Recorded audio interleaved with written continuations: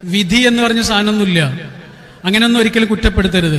മടിയന്മാരായ മടിയന്മാർ മുഴുവനും രക്ഷപ്പെടാൻ വേണ്ടി ഉപയോഗിച്ചിട്ടുള്ള വാക്കാണ് മടി. എന്താണ്? വിധി. വിധിയൊന്നുമില്ലടാ. രണ്ട് കാര്യങ്ങളാ പഠിച്ചോൻ തരിക. ഒന്ന് അറിവ്, ഒന്ന് ഓപ്പർച്യൂണിറ്റി. എന്താണ് അറിവ്, പിന്നെയോ ഓപ്പർച്യൂണിറ്റി.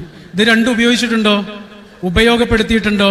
എന്റെ വിധി ഞാൻ തീരുമാനിക്കും, നിങ്ങളുടെ വിധി നിങ്ങൾ തീരുമാനിക്കും. ചൂഷണങ്ങളാണ്. മോട്ടിവേഷന്റെ പേരിൽ, സൈക്കോളജിയുടെ പേരിൽ, ആത്മവിശ്വാസം വേണം എന്നതിന്റെ പേരിൽ വിധിയെപ്പോലും നിഷേധിക്കുന്ന വാചകങ്ങളാണ് ഇന്ന് നമ്മൾ കേട്ടുകൊണ്ടിരിക്കുന്നത്. വിധി എന്നൊന്നില്ല.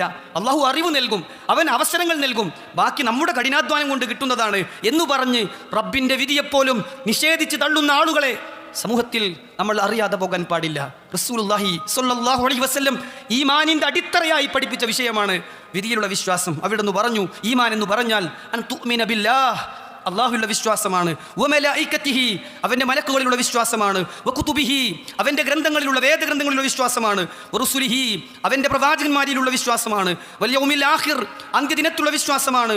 വബിൽ ഖദരി ഖൈരിഹി വശരിഹി, നന്മയും തിന്മയും അള്ളാഹുവിന്റെ വിധിയാണ്, അവന്റെ തീരുമാനപ്രകാരമാണ് എന്ന വിശ്വാസമാണ് ഈമാൻ എന്ന് പറയുമ്പോൾ യഥാർത്ഥ ഇസ്ലാമിന്റെ മൂലവേര് മുറിച്ചു മാറ്റുന്ന, കടക്ക് കത്തിവെക്കുന്ന, നാരായ വേരിനെ അറുത്തു മാറ്റുന്ന പ്രവർത്തനമാണ് ഇന്ന് പലപ്പോഴും മോട്ടിവേഷന്റെ പേരിൽ, സൈക്കോളജിയുടെ പേരിൽ പല ആളുകളും നടപ്പിലാക്കിക്കൊണ്ടിരിക്കുന്നത്. സഹോദരങ്ങൾ, അവിടെയൊക്കെ കൃത്യമായ ജാഗ്രത. നമ്മുടെ മതബോധം തന്നെ നഷ്ടപ്പെടുന്ന, ദീനീ ചിന്ത തന്നെ, ഈമാനും ഇഖ്ലാസും ഇത്തിബാവും നഷ്ടപ്പെടുന്ന ഒന്നും ഒരു വിശ്വാസിയിൽ ഉണ്ടാകാൻ പാടില്ല എന്നാണ് പറഞ്ഞതിൻ്റെ ചുരുക്കം. റസൂലുള്ളാഹി സ്വല്ലല്ലാഹു അലൈഹി വസല്ലമ പറഞ്ഞു, ലൗ അൻഫഖ്ത മിസ്ല ഉഹദിൻ ദഹബാ, എടോ നീ ഉഹദ് മലയോളം സ്വർണം ദാനം ചെയ്താലും, ഉഹദ് മലയുടെ വലുപ്പം നമുക്കറിയാം, അത്രത്തോളം സ്വർണം ഫീ സബീലില്ലാഹ്, അള്ളാഹുവിൻ്റെ മാർഗത്തിൽ നീ ദാനം ചെയ്താലും മാ ഖബിലഹുല്ലാഹു മിൻക്, നിന്നിൽ നിന്ന് അള്ളാഹു അത് സ്വീകരിക്കുകയില്ല.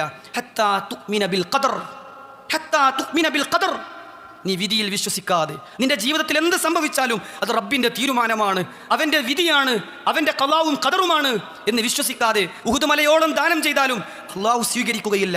ഫതഅലമ, നീ അറിയണം, അന്നമാ അസ്വാബക ലം യകുൻ ലിയുഖ്തിഅക്, നിനക്കെന്തെങ്കിലും ഒന്ന് ശരിയാകുന്നുണ്ടെങ്കിൽ നിനക്കൊരിക്കലും അത് തെറ്റുപറ്റാത്ത കാര്യമാണ്, നിന്റെ പരിശ്രമം കൊണ്ട് കിട്ടിയതല്ല, നിനക്കത് തെറ്റുപറ്റില്ലെന്ന് അള്ളാഹുവിൻ്റെ വിധിയുള്ളത് കൊണ്ടാണ്. വമാ അഖ്തഅക ലം യകുൻ ലിയുസീബക്, നിനക്കെന്തെങ്കിലും ശരിയായാൽ, നിനക്കെന്തെങ്കിലും തെറ്റിയാൽ അതൊരിക്കലും നിനക്ക് ശരിയാകേണ്ട കാര്യവുമല്ല.